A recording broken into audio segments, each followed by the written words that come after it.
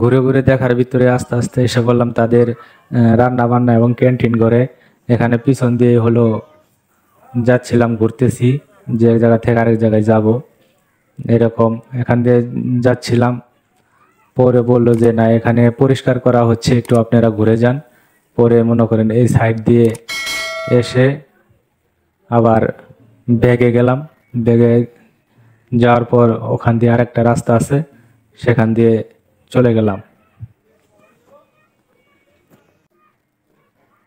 পরে ওখান দিয়ে পিছন দিয়ে আসলাম। আসার পরে দেখেন যে পিছনে যে একটা রাস্তা, এখানেও খুব সুন্দর সুন্দর গাছগুলো লাগিয়ে রাখছে।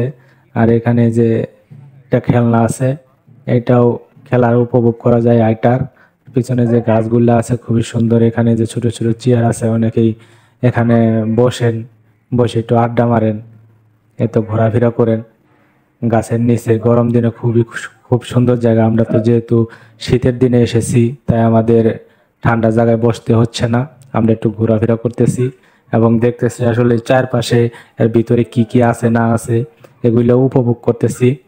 পরে একটা একটা করে রাইটারে উঠবো, যেহেতু আমরা ফ্যামিলি প্যাকেজ নিয়েছি, সব রাইটারই আমরা উঠতে পারবো, এরকম একটা আছে যেটা মন চাই। আর ফুলের গাছগুলো খুবই সুন্দর।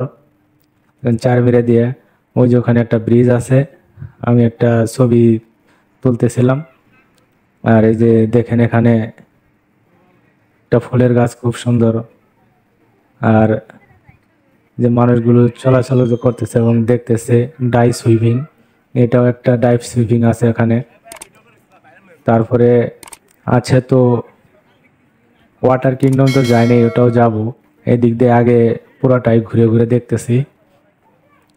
অনেকেই এসেছে দেখার মতো। আসলে এই যে খুব সুন্দর, এই যে পানি, নিজ দিয়ে ছোট্ট একটা ব্রিজ, ঝর্ণা দিয়েছে। আসলে খুব ভালো লাগে আর কি, এক জায়গা থেকে আরেক জায়গাতে। এটা এটা ছাড়ে নাই, ছাড়বে একটু পরে, রোদ উঠলে পরে পরে ছাড়বে এটা।